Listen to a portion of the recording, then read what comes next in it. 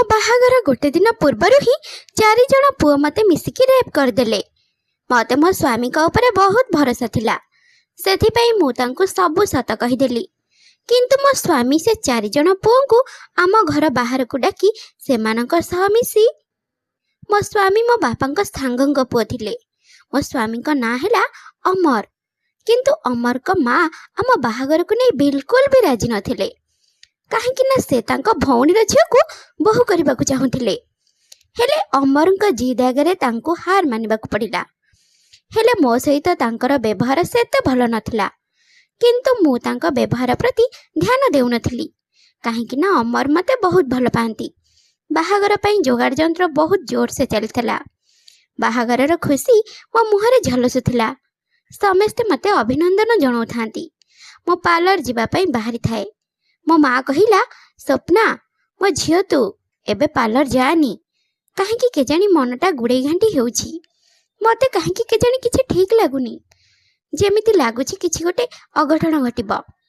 मो मार कथा को काटिकी कहिली, माँ तू मो विषय बेसी भावेनी, मो बाहे विदा हे जिबि ना, सेथिपई तते एमिति लागुछि। एबे मते जिबाकू दे, पुणी आसिले केते नीति नियम हेब। मो माँ को बुझे कि बाहर बाहर राति ही गला। मो दादांक झियो को सांगरे नहीं कि गली। ता हाथ को मु जोर से धरी थाए, काहेकि ना ए रास्ता रे मते बहुत डर लगे। एमितिरे ए रास्ता रे बहुत छतरा बातरा टोका गुड़ाक बसा उठा करंती। मते भी केते थर कमेंट मारिछंती, सेथिपई मते बेसी डर लगे।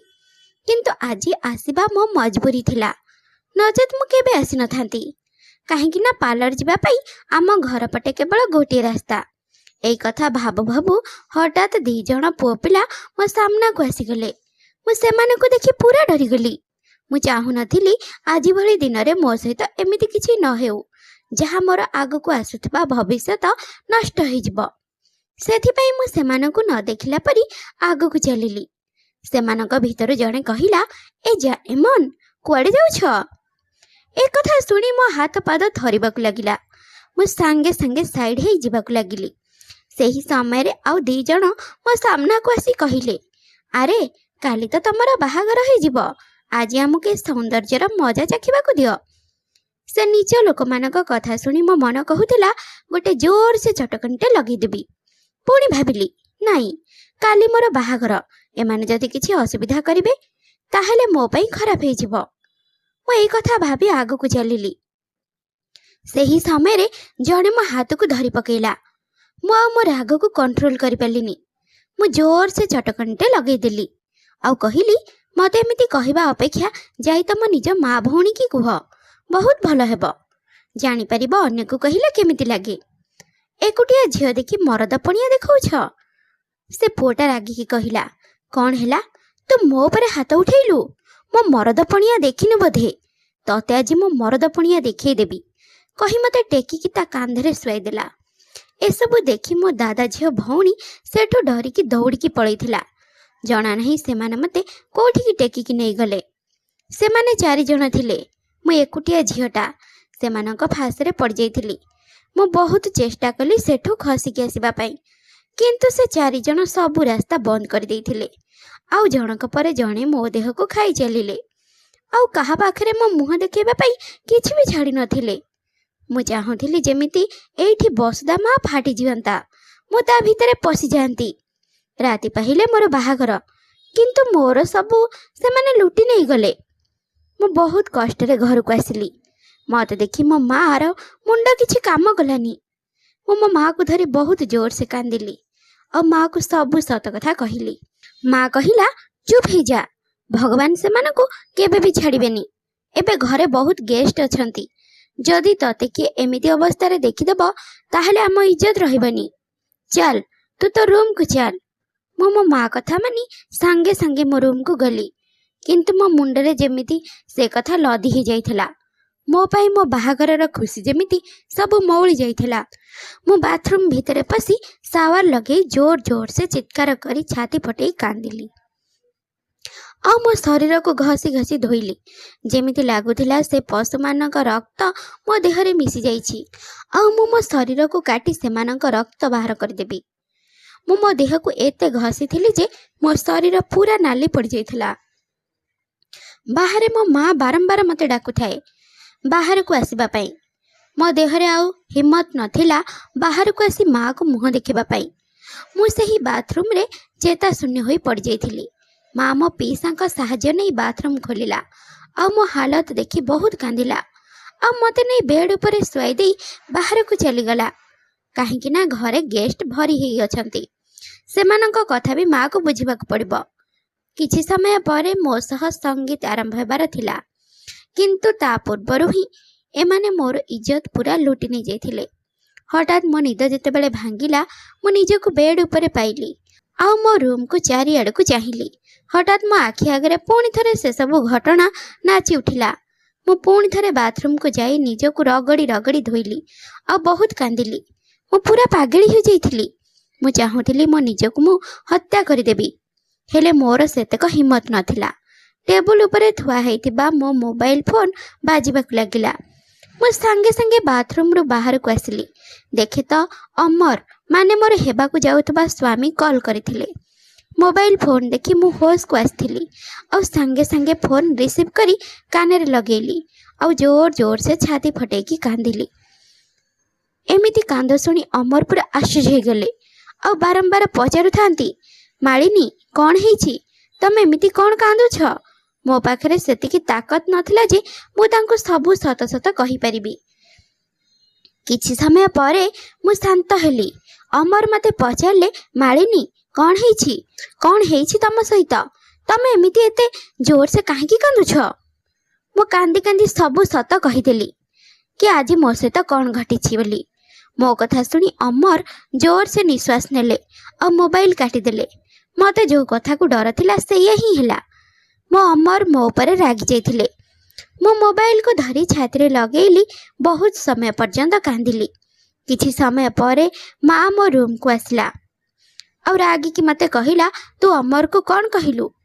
ମାନେ ଅମର ଆମ ଘରକୁ ଆସିସାରିଥିଲେ। ଏବେ ମୁଁ ଜାଣିସାରିଥିଲି କି ମୋର ଆଉ ଇଜ୍ଜତ ରହିବନି। ମୁଁ ଡରି ଡରି ମାଆକୁ କହିଲି, ମା ମୁଁ ଅମରକୁ ସବୁ ସତ କଥା କହିଦେଇଛି। ମା ତମେ କହିଲ ଯେଉଁ ମଣିଷ ସାଙ୍ଗରେ ମୁଁ ସାରା ଜୀବନ ରହିବି ତାଙ୍କର ମୋ ବିଷୟରେ ସବୁ ଜାଣିବାର ଅଧିକାର ଅଛି କି ନାହିଁ? ସେହି ସମୟରେ ମା ମୋ ଗାଲରେ ଜୋରସେ ଚଟକଣିଟେ ଲଗେଇଦେଲା ଆଉ କାନ୍ଦିକି କହିଲା, କାଲି ତୋର ବାହାଘର, କିନ୍ତୁ ତୁ ତ ନିଜ ହାତରେ ସବୁ ଖରାପ କରିଦେଲୁ। ଏବେ ତୋର ହେବାକୁ ଯାଉଥିବା ସ୍ୱାମୀ ବାହାରେ ସେ ତୋ କଥା ପଚାରୁଛନ୍ତି। ଏବେ ମୁଁ କ'ଣ କରିବି? ମୁଁ ଡରି ଡରି ମାଆକୁ ଚାହିଁଲି ଆଉ କହିଲି, ମା ମୁଁ ଆଉ କ'ଣ କରିଥାନ୍ତି? ହଠାତ୍ ସେହି ସମୟରେ କବାଟ ରୁମ୍ ଭିତରକୁ ମୋର ହେବାକୁ ଯାଉଥିବା ସ୍ୱାମୀ ପଶି ଆସିଲେ। ତାଙ୍କୁ ଦେଖି ମୁଁ ତ ପୁରା ଆଶ୍ଚର୍ଯ୍ୟ ହେଇଗଲି। ସେ ସିଧା ଆସି ମୋ ହାତ ଧରିଲେ ଆଉ ମୋତେ ତାଙ୍କ ସାଙ୍ଗରେ ନେଇକି ଗଲେ। ମୋ ମା ବାରମ୍ବାର କହୁଥିଲା, ପୁଅ ଟିକେ ଶୁଣ, କିନ୍ତୁ ସେ ମୋ ମା କଥା କିଛି ବି ଶୁଣିଲେନି। ମୁଁ ମଧ୍ୟ ପଚାରୁଥାଏ, ତମେ ମୋତେ କୁଆଡ଼େ ନେଇକି ଯାଉଛ? କିନ୍ତୁ ସେ ପଦେ ବି କହୁନଥିଲେ। ସେ ମୋତେ ସେହି ଗଳିକି ନେଇକି ଆସିଲେ ଯେଉଁଠି ସେ ଛତ୍ରା ପିଲା ସବୁଦିନ ଛିଡ଼ା ହୁଅନ୍ତି। ସେମାନେ ମୋତେ ଦେଖି ମୋ ପାଖକୁ ଆସୁଥିବା ସମୟରେ ମୋ ଅମର ମୋ ସାମ୍ନାରେ ଛିଡ଼ା ହେଇଗଲେ। ମୁଁ ବୁଝିପାରୁନଥିଲି ଏବେ ମୋ ସହିତ କ'ଣ ହେବ ବୋଲି। ପୁଣି କ'ଣ ହେଲା କେଜାଣି ହଠାତ୍ ଅମର ମୋତେ ଆଗକୁ ଆଣି ସେ ମୋ ପଛରେ ଛିଡ଼ା ହେଲେ। ମୁଁ ପିଲାଦିନୁ ବହୁତ ଖୁସିରେ ବଢ଼ିଛି। ମୋ ବାପା ମାଆଙ୍କର ଗୋଟିଏ ବୋଲି ଝିଅ। ମୋତେ ମୋ ବାପା ମା ସବୁବେଳେ ତାଙ୍କ ମୁଣ୍ଡ ଉପରେ ବସେଇକି ରଖୁଥିଲେ। ମୁଁ ପିଲାଦିନରୁ ହିଁ ମୋ ବାପାଙ୍କ ସାଙ୍ଗଙ୍କ ପୁଅ ଅମରକୁ ପସନ୍ଦ କରୁଥିଲି ଆଉ ଅମର ବି ମୋତେ ବହୁତ ପସନ୍ଦ କରୁଥିଲେ। କିନ୍ତୁ ଆମ ଖୁସିକୁ ଯେମିତି କାହାର ନିଆଁ ଲାଗିଯାଇଥିଲା ଆଉ ସେ ନିଆଁରେ ଆମ ଘର ପୁରା ମାଟିରେ ମିଶି ଯାଇଥିଲା ଆଉ ମୋ ଇଜ୍ଜତ ବି ଚାଲିଗଲା। ମୁଁ ଯାହାକୁ ମୋ ଜୀବନଠାରୁ ଅଧିକ ଭଲ ପାଉଥିଲି, ମୋ ଅମର ପୁଣି ଥରେ ମୋତେ ସେହି ଜାଗାକୁ ନେଇଯାଇଥିଲେ ଯେଉଁଠିକୁ ହିଁ ମୋର ବର୍ବାଦୀ ଆରମ୍ଭ ହୋଇଯାଇଥିଲା। ସେଇଠି ସେମାନଙ୍କ ପାଖରେ ମୋତେ ଠେଲିଦେଲେ ଆଉ ପଛକୁ ଛିଡ଼ା ହେଇଗଲେ। ମୁଁ ସେଠୁ ସେ ନର୍କରୁ ଖସିଯିବା ପାଇଁ ବହୁତ ଚେଷ୍ଟା କରୁଥିଲି, କିନ୍ତୁ ଅମର ମୋ ପଛରେ ଛିଡ଼ା ହେଇଥିଲେ ଯେମିତି ମୁଁ ସେଠୁ ଖସି ନ ପାରିବି। ଆଉ ସେହି ସମୟରେ ଅମର ଜୋରସେ ପାଟି କରି କହିଲେ, ଆସ ଏ ଝିଅ ଉପରେ ଦଖଲ କର, ମରଦ ପଣିଆ, ମୁଁ ଦେଖିବି ତମେ କେମିତି ମରଦ ପୁଅ। एकथा शुणी मु कांदी कांदी अमर को चाहिली आ कहली मते एठी किछि तमाशा देखिबार नाही, मु घर को जीवी। सेही समय रे से चारि जण जाक अमरंका उपरे हसिबाकु लागिले आ कहिले, ओ ताहले तू तार रक्षक, କିନ୍ତୁ ମୁଁ ସେଠୁ ଖସିଯିବାକୁ ଚାହୁଁଥିଲି। ହେଲେ ଅମର ମୋତେ ପଛପଟୁ ଏମିତି ଧରିଥିଲେ ଯେ ମୁଁ ଟିକି ବି ହଲି ପାରୁନଥିଲି। ସେହି ସମୟରେ ଅମର କହିଲେ, ହଁ ମୁଁ ହେଲି ତାର ରକ୍ଷକ, ଏବେ ତା ଦେହରେ ହାତ ଲଗେଇକି ଦେଖ। ସେ 4 ଜଣଙ୍କ ଭିତରୁ ଜଣେ ମୋ ହାତକୁ ଧରି ପକେଇଲା। ଅମର ରାଗିକି ଲୁଚେଇକି ରଖିଥିବା ବନ୍ଧୁକ କାଢ଼ି ସେ ଯେଉଁ ହାତରେ ମୋ ହାତ ଧରିଥିଲା ସେହି ହାତକୁ ଲକ୍ଷ୍ୟ କରି ଫୁଟେଇ ଦେଲେ। ସେ ସାଙ୍ଗେ ସାଙ୍ଗେ ହାତକୁ ଧରି ତଳେ ପଡ଼ିଗଲା। ବାକି 3 ଜଣ ଡରିକି ଗୋଟେ ଷ୍ଟେପ୍ ପଛକୁ ପଳେଇଥିଲେ ଆଉ ମୁଁ ମଧ୍ୟ ଡରିକି ଆଖି ବନ୍ଦ କରିଦେଇଥିଲି। ସେହି ସମୟରେ ଅମର ମୋତେ ପଛକୁ କରି ନିଜେ ଆଗକୁ ଆସିଲେ। ଏସବୁ ଦେଖି ସେ 3 ଜଣ ଯାକ ଦୌଡ଼ିକି ପଳେଇଲେ। କିନ୍ତୁ ଅମର ଏତେ ଜୋରସେ ରାଗି ଯାଇଥିଲେ ଯେ ସେ ପୁଅଟା ମୁଣ୍ଡରେ ବନ୍ଧୁକ ଲଗେଇ ଫୁଟେଇ ଦେଲେ। କିନ୍ତୁ ମୁଁ ତା ପୂର୍ବରୁ ହିଁ ବନ୍ଧୁକ ଉପରକୁ ଟେକି ଦେଇଥିଲି। ମୁଁ ଏମିତି କିଛି ବି ଝାମେଲାରେ ପଡ଼ିବାକୁ ଚାହୁଁନଥିଲି ଯେଉଁଥିରେ ଆମର ଭବିଷ୍ୟତ ପୁରା ନଷ୍ଟ ହୋଇଯିବ। ସେହି ସମୟରେ ସେ ପୁଅଟା ହାତ ଧରି ସେଠୁ ଦୌଡ଼ି ପଳେଇଲା। ମୁଁ ବହୁତ କଷ୍ଟରେ ଅମରକୁ ସେଠୁ ଘରକୁ ଆଣିଲି। କିନ୍ତୁ ଅମର ମୋତେ ବାରମ୍ବାର କହୁଥାନ୍ତି, ମାଳିନୀ ତମେ ମୋତେ ଛାଡ଼ିଦିଅ, ମୁଁ ସେମାନଙ୍କୁ ଆଜି ଛାଡ଼ିବିନି, ସେମାନଙ୍କ ରକ୍ତ ପିଇଦେବି। ସେମାନଙ୍କର ସାହସ କେମିତି ହେଲା ମୋର ହେବାକୁ ଯାଉଥିବା ସ୍ତ୍ରୀ ଉପରେ ହାତ ଲଗେଇବାକୁ। ମୁଁ ଅମରଙ୍କର ଏ ରୂପ ଦେଖି ଭିତରୁ ଡରି ଯାଇଥିଲି। ଅମର ମୋତେ କହିଲେ, ତମେ ଟେନସନ୍ ନେବା କିଛି ବି ଦରକାର ନାହିଁ, ତମେ ଆଜି ବି ମୋର ସେହି ମାଳିନୀ ଯାହାକୁ ମୁଁ ମୋ ଜୀବନଠାରୁ ଅଧିକ ଭଲ ପାଏ। ଖବରଦାର ଯଦି କିଛି ଭୁଲଭାଲ କଲ। କିଛି ସମୟ ପରେ ହିଁ ସଙ୍ଗୀତ ଆରମ୍ଭ ହୋଇଗଲା। ସେତେବେଳକୁ ଅମର ତାଙ୍କ ଘରକୁ ଚାଲି ଯାଇଥିଲେ। କାଲି ହେଉଛି ମୋ ବାହାଘର। କିନ୍ତୁ ସେ ଘଟଣା ମୋତେ ମୋ ହୃଦୟ ପୁରା ଛିନଛତ୍ର କରିଦେଇଥିଲା। ଏମିତି ଭାବି ଭାବି ରାତି କଟିଗଲା। ଯେମିତି ସକାଳ ହେଲା ସିଧା ମୋତେ ପାର୍ଲର ପଠାଇ ଦିଆଯାଇଥିଲା ଆଉ ମୁଁ ରେଡ଼ି ହେଇ ସିଧା ହଲ୍କୁ ଆସିଥିଲି। ତାପରେ ମୋର ଆଉ ଅମରଙ୍କର ବାହାଘର ବହୁତ ଧୁମଧାମରେ ହେଇଥିଲା ଆଉ ମୁଁ ବିଦାୟ ହେଇ ଶାଶୁ ଘରକୁ ଆସିଲି। ମୋ ଶାଶୁ ଘରେ ମୋ ପ୍ରତି ସମସ୍ତଙ୍କ ବ୍ୟବହାର ବହୁତ ଭଲ ଥିଲା ଆଉ ମୋତେ ମୋ ସ୍ୱାମୀ ସମ୍ମାନର ସହ ଆଣି ରୁମ୍ରେ ଛାଡ଼ିଲେ।